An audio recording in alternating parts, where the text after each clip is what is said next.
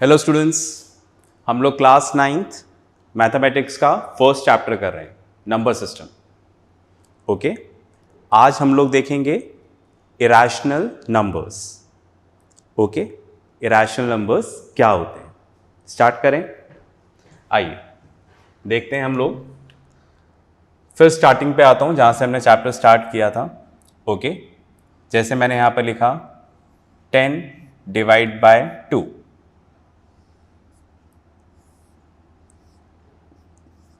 10 divide by 2, तो 2 into 5 10, reminder क्या आ गया 0। ओके, रिमाइंडर 0 आ गया तो मैंने बताया था हम इसको क्या बोलेंगे, टर्मिनेटिंग। ठीक है, एक और एग्जांपल लेते हैं। मैंने यहां पर लिया 10 डिवाइडेड बाय 3,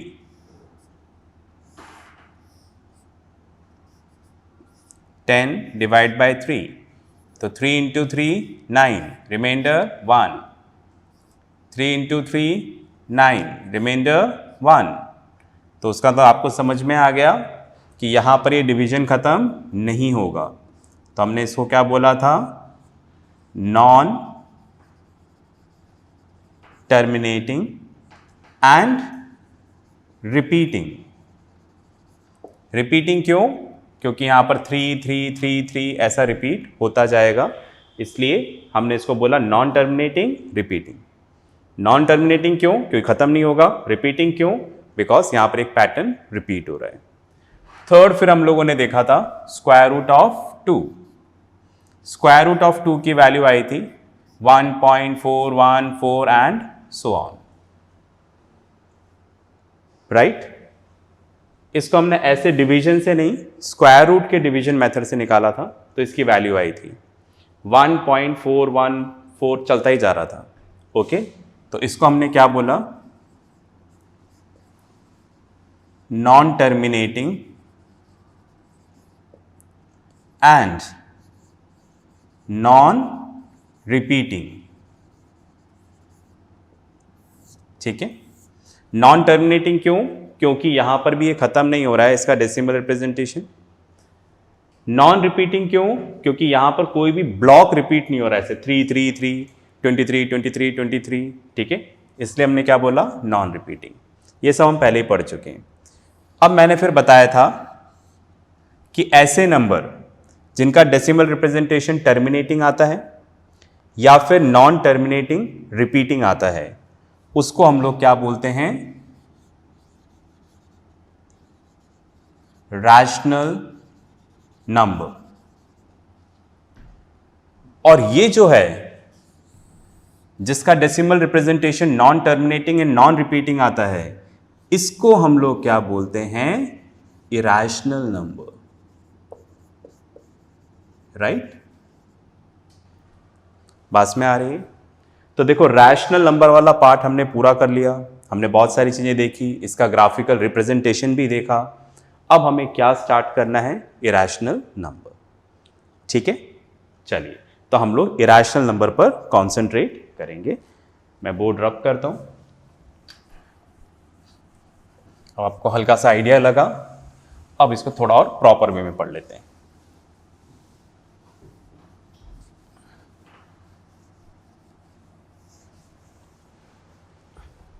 चलिए, तो दैट मीन्स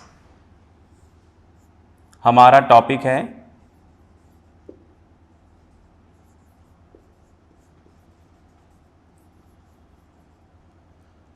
इरेशनल नंबर्स।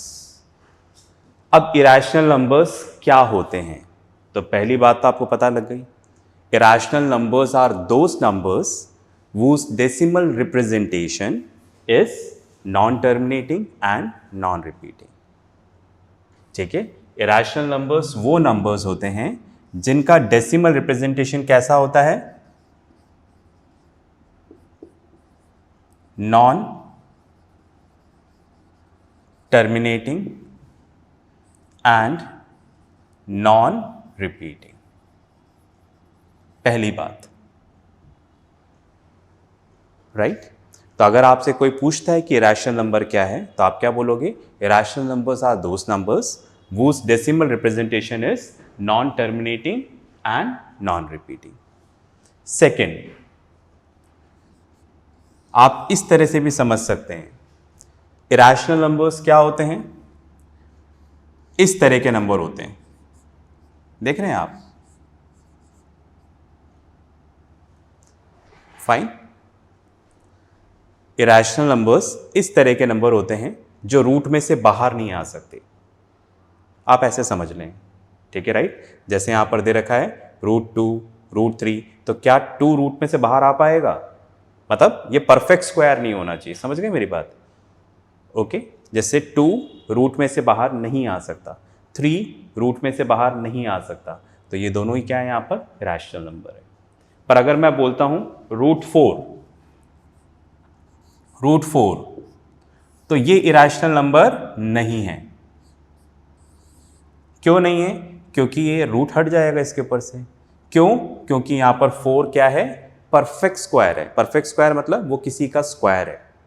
कहने का मतलब देखिएगा आप, जैसे ऐसा हो गया √4, थोड़ा छोटा लिख रहा हूं, सुनते भी जाइएगा, राइट? 4 मतलब 2 का स्क्वायर, 2 × 2 4, 2 स्क्वायर, ये साइन हट गया स्क्वायर रूट का, और बाहर पावर में क्या आ गया? हाफ। एक पावर अंदर, एक पावर बाहर, तो क्या हो जाएगा? मल्टीप्लाई। 2 से 2 कैंसिल, तो क्या आ गया? 2। तो देखो इसके ऊपर से रूट हट गया, यहां पर क्या आ गया? 2 आ गया।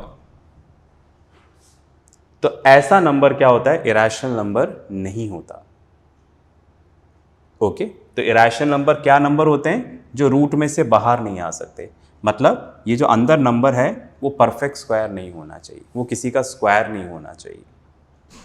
ओके, तो एक हमारा इसकी पहचान ये हो गई, ठीक है, फाइन। आगे चलते हैं, और क्या एग्जाम्पल सोच सकते हैं? मतलब ये और ये अलग बात नहीं, सब सेम ही चल रहा है ना, पर मैं अलग अलग तरीके से बता रहा हूं ताकि आप पहचान सको। ओके, तो 2 पॉइंट हो गए। Irrational numbers are those numbers whose decimal representation are non-terminating and non-repeating. Examples √2, √3, right? And इसके पर हम क्रॉस लगा चुके हैं। ओके, तो ऐसा नंबर जो रूट में से बाहर नहीं आ सकता, ओके, फाइन, उसको हम यहाँ पर क्या बोल रहे हैं? Irrational number.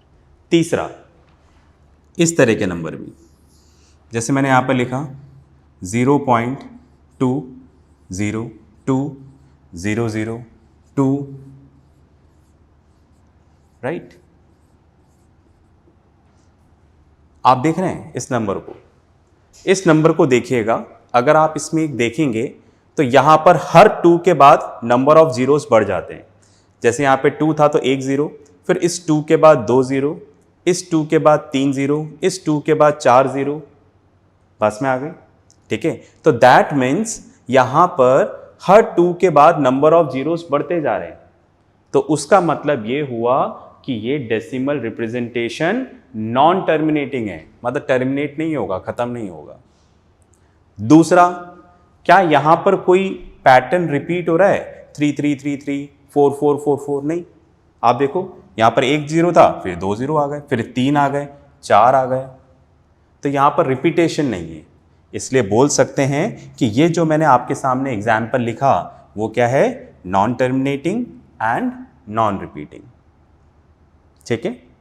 दोबारा छोटे शब्दों में, ओके, ये खत्म नहीं होगा क्योंकि हर 2 के बाद 0 बढ़ता जा रहा है, तो ये खत्म नहीं होगा, नॉन टर्मिनेटिंग। कुछ रिपीट भी नहीं हो रहा है पैटर्न में, जैसा वहां था 3 3 3, 26 26 26, तो ये क्या है? नॉन रिपीटिंग है। इसलिए ये भी क्या है? इरेशनल नंबर का एक एग्जाम्पल है। एक और लिखता हूं, जैसे मैंने यहां पे लिखा 0.2, ऐसे ले लेते हैं, 1 2 1 1 2 1 1 1 2, देख रहे हैं अब आप? मतलब हर 2 के बाद नंबर ऑफ वंस क्या हो रहे हैं? बढ़ते जा रहे हैं। पहले यहाँ पर 1 था, फिर 2 हो गया, फिर 3 4, तो अगला 5 होगा, फिर 6 होगा, फिर 7 वंस होंगे, तो इसलिए क्या है? नॉन टर्मिनेटिंग, और रिपीट भी नहीं हो रहा है, इसलिए क्या है? ये नॉन रिपीटिंग। बात में आ गई? ओके, तो इरेशनल नंबर्स के बारे में ये 3 चीज़ें मैंने आपको बताई, ठीक है? इतना क्लियर है? चलिए अब आप देखो इरेशनल नंबर के बारे में ज़्यादा कुछ नहीं है, क्लास 9th में इंट्रोडक्शन है, मैंने आपको इंट्रोडक्शन बता दिया, राइट। फिर इसका ग्राफिकल रिप्रेजेंटेशन है, मतलब नंबर लाइन पे कैसे रिप्रेजेंट करोगे। तो अब हम नेक्स्ट टॉपिक वही स्टार्ट कर रहे हैं, ठीक है, फाइन। तो मैं इसको रब करता हूँ।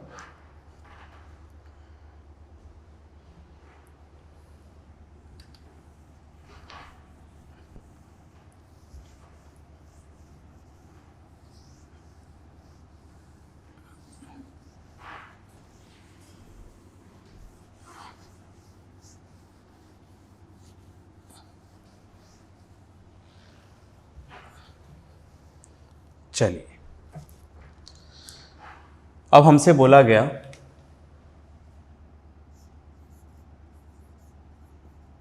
रिप्रेजेंट √2 ऑन नंबर लाइन, ठीक है। हमने लास्ट क्लासेस में देखा था कि रैशनल नंबर को हम लोग नंबर लाइन पे कैसे रिप्रेजेंट करेंगे। अब हम लोग देखेंगे सॉरी अब हम लोग देखेंगे कि इरेशनल नंबर को कैसे रिप्रेजेंट करेंगे। जैसे ये √2 है, इसको कैसे रिप्रेजेंट करोगे, ठीक है। चलिए यहां पर मैंने नंबर लाइन बनाया, ध्यान से देखिएगा, है ना। ओके, ये नंबर लाइन है और ये नंबर लाइन का 0 है। ये वाला साइड नेगेटिव, ये वाला साइड पॉजिटिव। मुझे पॉजिटिव साइड चाहिए था इसलिए मैंने ये बना दिया। अब मुझे इस पे स्केल बनाना है। स्केल मतलब ठीक है, 1 कहाँ लिखूँ, 2 कहाँ लिखूँ। तो मैंने यहाँ पर स्केल डिसाइड कर लेना है। ये लाइन थोड़ा सा और सीधी करने की कोशिश करते हैं, ठीक है। अब इधर अपन लिखते हैं स्केल। स्केल का मतलब आप क्या मेजरमेंट लेना चाह रहे हैं, ओके। तो यहाँ पर मैंने माना 1 unit equals to 2 centimetre. Scale आप डिसाइड कर सकते हो, ओके। जैसे आपको थोड़ी ज़्यादा जगह चाहिए तो आप ये मान लो कि जो मैं 1 यूनिट यहाँ पे लिखूँगा वो कितने का होगा, 2 सेंटीमीटर का। ऐसा हम करते थे ग्राफ के ऊपर भी, है ना। ऐसे तो आप चीज़ों को बड़ा करोगे ना। जैसे आपका पासपोर्ट साइज़ फ़ोटोग्राफ है, उसको बड़ा करोगे तो कैसे बड़ा करोगे, उसका मतलब ये थोड़ा है कि आप भी बड़े हो गए, ठीक है।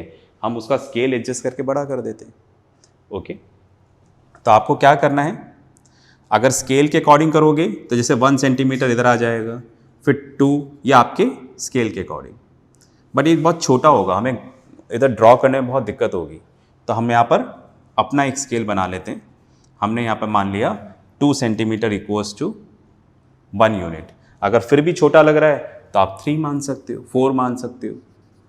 ये आपका स्केल है, समझ गए ना, ओके। अब इसको कैसे ड्रॉ करोगे, जैसे यहाँ पर स्केल से 3 सेंटीमीटर मेजर कर लोगे, ये आपका हो गया 1, ये आपके लिए 1 यूनिट है। फिर 3 सेंटीमीटर ड्रॉ कर लिया तो ये आपके लिए क्या है, 2 यूनिट। फिर 3 सेंटीमीटर यहाँ पर मेजर कर लिया तो ये आपके लिए क्या हो गया, 3। आप ऐसे भी कर सकते हो, ठीक है। चलिए, तो ये यहाँ पर हमारा यहाँ से लेके यहाँ तक 1 है। ये हमने एक अपना स्केल डिसाइड कर लिया।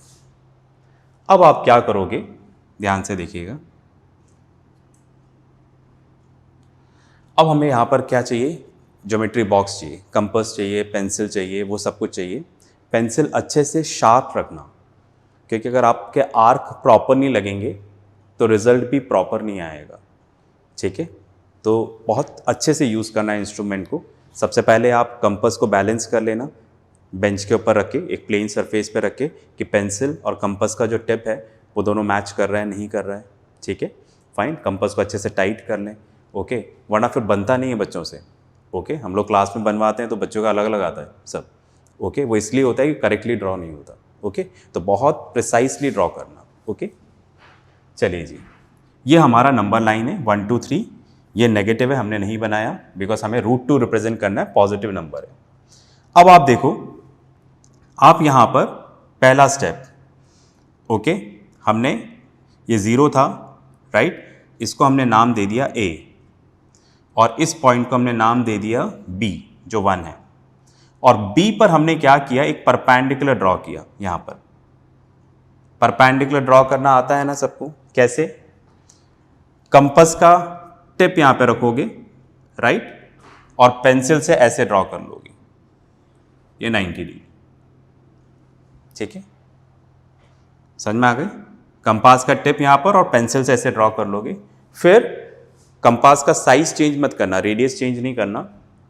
आप एक आर्क यहां से इधर लगाएं, एक आर्क यहां से इधर से इधर लगाएं। कंपास का साइज चेंज नहीं होना चाहिए, रेडियस चेंज नहीं होना चाहिए। फिर यहां से इधर लगाएंगे, इधर रख के इधर आर्क लगाएंगे और इधर रख के इस आर्क को काटेंगे। ठीक है, फिर इसको ज्वाइन कर लेंगे। ज्वाइन करने के बाद आगे एक्सटेंड कर लेंगे। मेरा इतना एक्यूरेटली नहीं आया होगा, आप लोगों का आएगा। तो इस तरह से यहां पर जो एंगल बनेगा वो क्या बनेगा, 90 डिग्री। ठीक है, फाइन। मैं इसको थोड़ा और प्रॉपर ड्रॉ कर लेता हूं।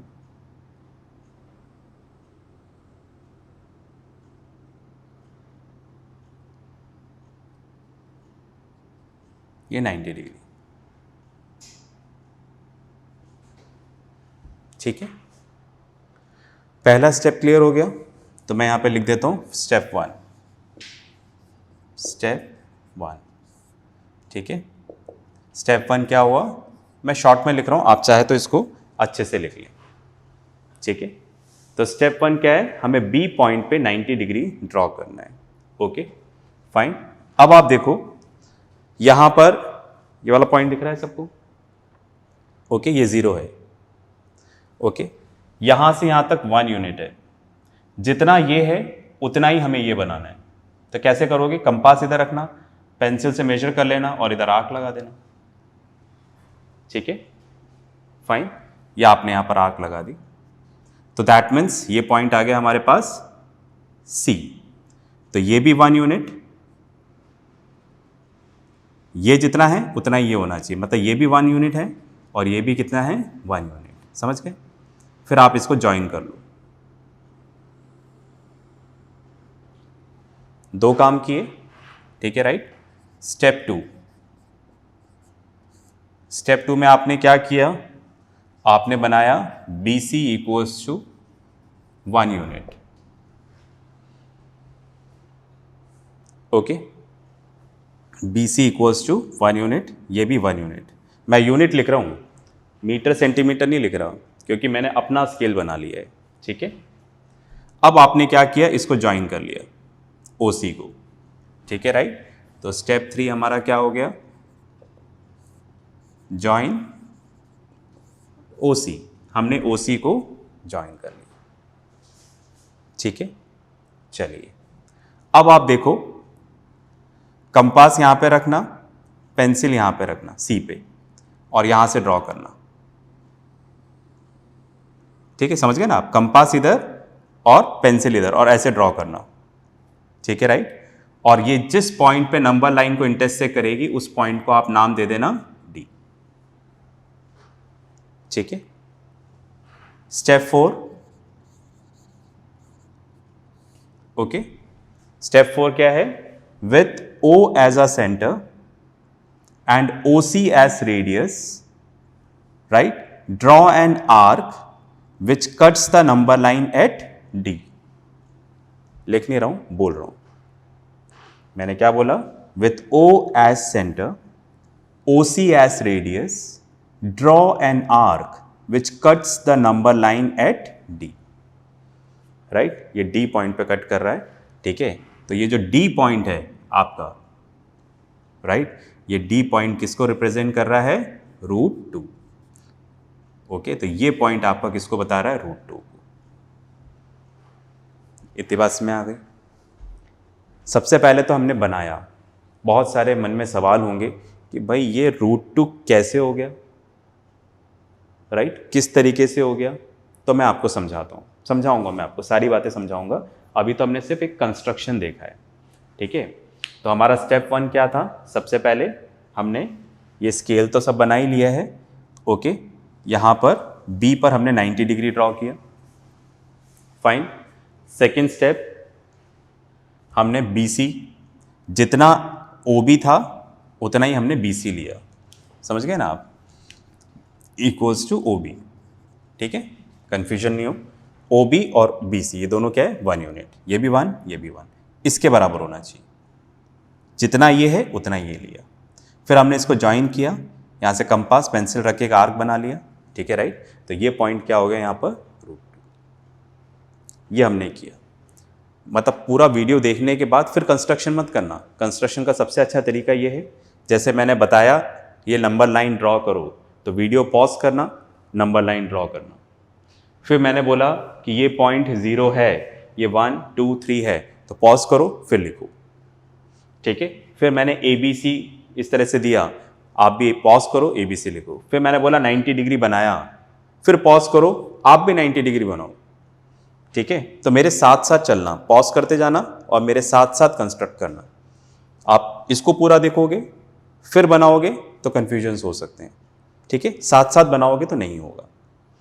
ओके, तो फाइनली हम यहाँ तक पहुँच गए थे और मैंने बोला कि किसको रिप्रेजेंट कर रहा है, √2। जैसे ये 1 है तो ये वाला पॉइंट किसको बताएगा, √2 को बताएगा। बस में आ गई। ठीक है, क्यों है ये पॉइंट √2, इसको अब मैं अब एक्सप्लेन करता हूँ। ठीक है, फिलहाल मैं 2 मिनट के लिए हटता हूँ, आप इसको पॉज कर लें, इसका स्क्रीनशॉट ले लें। ठीक है, ताकि आपके पास ये चीज़ रहेगी, है ना। मैं 2 मिनट के लिए हट रहा हूँ, फिर वापस आता हूँ।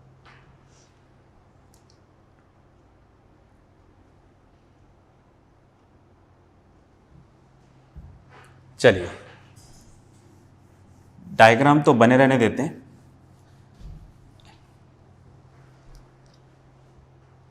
एक्सप्लेन करते हैं। देखो, सबसे पहले आप देखो, आपको यहां पर एक राइट ट्रायंगल मिल रहा है।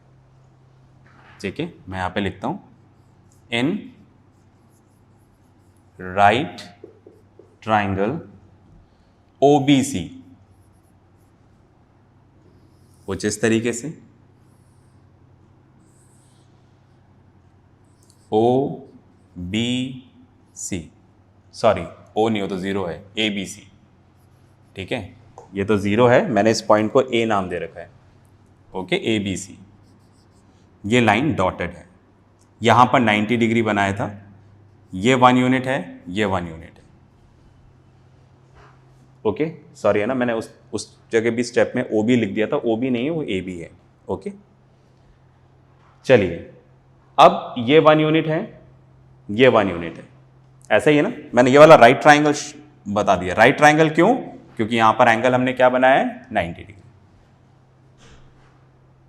ठीक है, चलिए, अब आप देखो, ये राइट ट्रायंगल है तो इसको हम लोग बोलते हैं हाइपोटेन्यूज। ये AC क्या है आपका, हाइपोटेन्यूज। BC क्या है, परपेंडिकुलर, और AB क्या है, बेस। सबको पता है ना। ठीक है, ये राइट ट्रायंगल है, 90 डिग्री के सामने वाली साइड को बोलते हैं हाइपोटेन्यूज, ये परपेंडिकुलर, ये बेस। हम इसको बेस, इसको परपेंडिकुलर भी बोल सकते हैं, है ना। ये दोनों एक्सचेंज हो सकते हैं, आप इसको परपेंडिकुलर बोल दो, इसको बेस बोल दो, पर हाइपोटेन्यूज तो यही रहेगा, 90 डिग्री के सामने वाली साइड।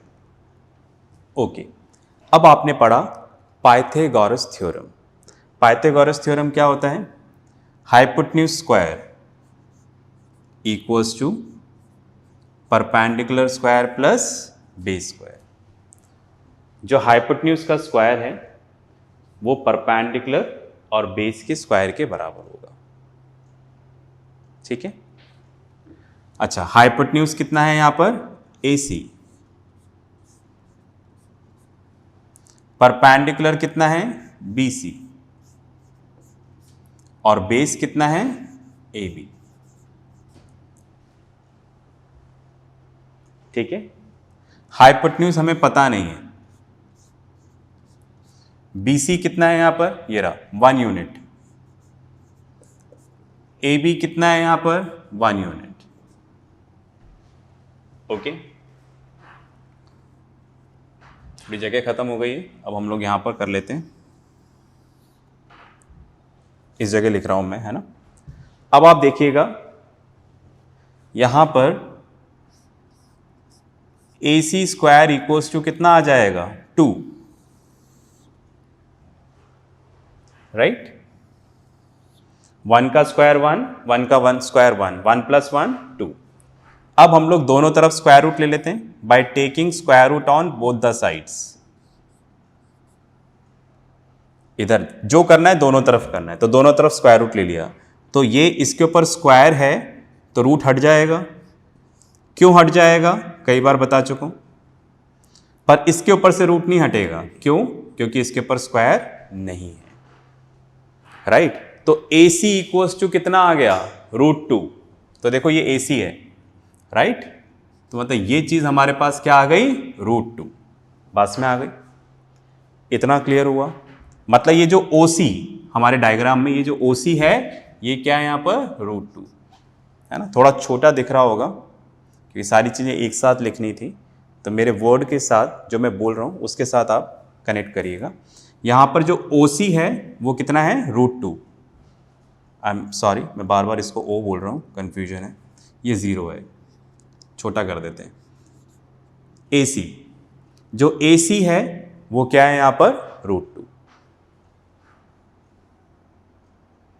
ओके, तो मैं क्या कर रहा हूँ, सबसे पहले तो मैंने आपको बता दिया कि ऐसे बनाना है। अब मैं ये समझाने की कोशिश कर रहा हूँ कि ये पॉइंट √2 कैसे आया। ओके, उसके लिए मैंने एक्सप्लेनेशन लिखा पूरा कि भाई राइट ट्राइंगल है और यहाँ पर AC कितना आ गया? √2 आ गया। यहाँ तक की बात क्लियर है? इतना क्लियर है? चलो अब मैं इसको रब करना चाह रहा हूँ, तो मैं 2 मिनट हटता हूँ, आप इसको पॉज करके देखिएगा, फिर अपन आगे चलते हैं।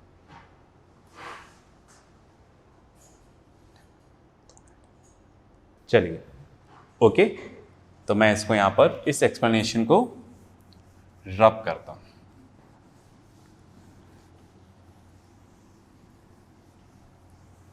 अब आप देखो यहां पर जो OC है, OC ये कितना है? √2 आ गया।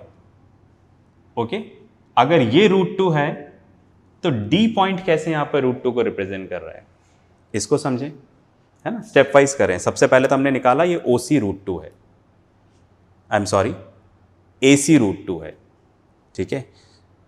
थोड़ी देर के लिए 0 हटा ही देता हूं मैं, बार बार मैं इसको O ही पढ़ रहा हूं। AC यहां पर क्या है? √2 है। अगर ये AC √2 है तो उस वजह से D पॉइंट कैसे √2 हुआ, समझे? ओके, देखिएगा, सबसे पहले बताता हूं, ये सर्कल है, राइट। सर्कल कैसे ड्रॉ करते हो आप?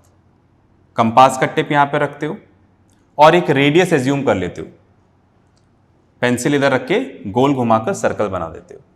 यहां से यहां तक की डिस्टेंस क्या कहलाती है? रेडियस। ध्यान से सुनना,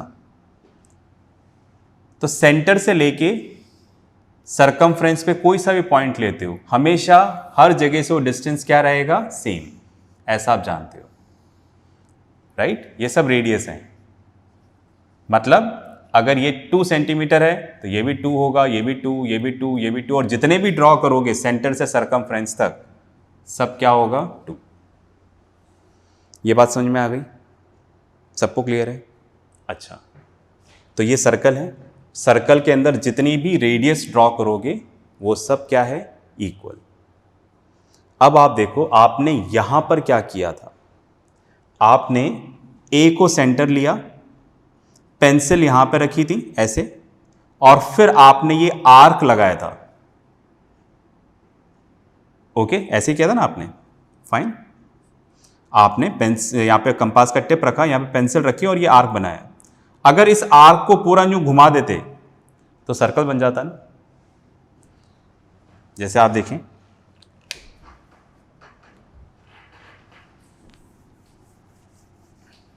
इधर बनाते हैं, इसी का इधर बना देता हूं मैं। जैसे ऐसा डायग्राम बन रहा है अपना, ये A है, राइट, और यहां पर एक पॉइंट C है। अब आपने पेंसिल यहां पे रखा, थोड़ा पास कर लेता हूं, ये पॉइंट C है। अब आपने बोला ये डिस्टेंस है, राइट, ये C पॉइंट है और ये डिस्टेंस कितनी है? √2। अब आपने कंपास यहां पे रखा और पेंसिल यहां पे रखा और आप क्या कर रहे हो? सर्कल बना रहे हो इस तरह से, ठीक है, राइट। तो क्या करोगे आप? ये आर्क लगा रहे थे आप, अगर मैं इसको पूरा बनाऊंगा तो ये पूरा सर्कल बन जाएगा।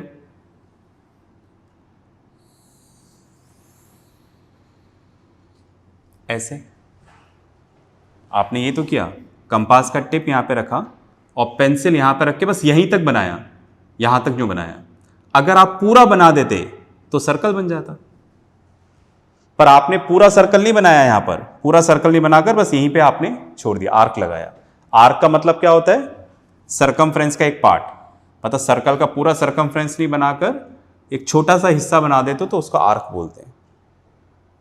ओके, तो आप देखो, आपने यहां पर ए को सेंटर माना और इसको रेडियस मानते हुए आपने ड्रॉ किया था यहां तक, मैंने इसका पूरा सर्कल बना दिया यहां पर।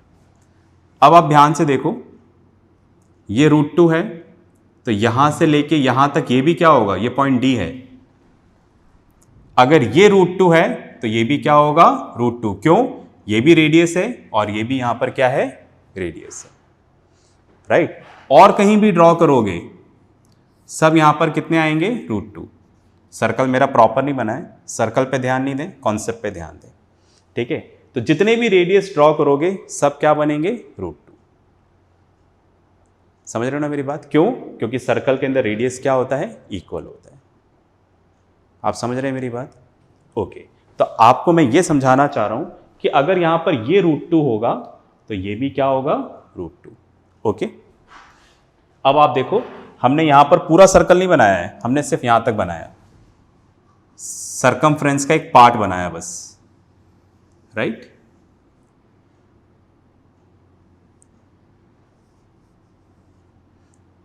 ठीक है, पूरा सर्कल नहीं बनाकर हमने सरकमफ्रेंस का एक पार्ट बनाया, बस इतना बनाया, तो इसलिए हम इसको क्या बोलते हैं? आर्क।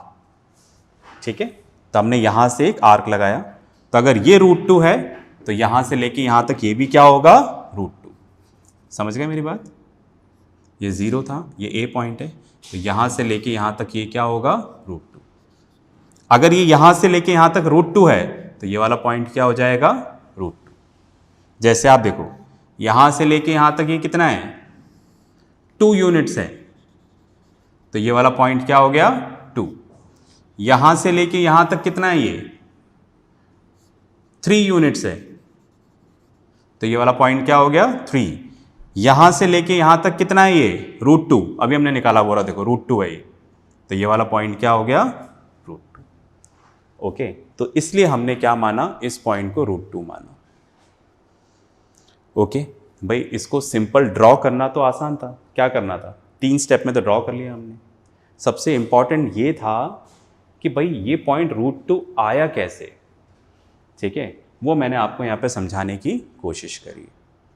ठीक है, कंस्ट्रक्शन तो हमने 2 मिनट में कर लिया था, आप रोक के बार बार देखोगे हो जाएगा, पर ये चीज़ समझने वाली है। ओके, तो मैंने आपको ये समझाने की कोशिश करी कि ये वाली लाइन √2 है, इस वजह से ये क्यों √2 हो गया, वो मैंने कॉन्सेप्ट बताया, राइट। तो मैंने कोशिश करी है समझाने की, फिर भी अगर दिक्कत है तो आप टीचर से एक बार डिस्कस करिएगा, डाउट क्लियर करिएगा। ओके फाइन, तो आज के लिए हम क्लास को यहीं पर रोकते हैं। नेक्स्ट क्लास में भी हम इसी टॉपिक को कंटिन्यू करेंगे, मतलब मैं इसी के कंस्ट्रक्शंस बताऊंगा आपको, और एक बार और बताऊंगा, ठीक है फाइन। तो इसलिए इसके साथ जो वर्कशीट आया उस पर प्रैक्टिस करिएगा। नेक्स्ट क्लास में दोबारा सेम टॉपिक के साथ मिलते हैं, तब तक के लिए प्रैक्टिस करते रहें, पढ़ते रहें और अपना ध्यान रखें।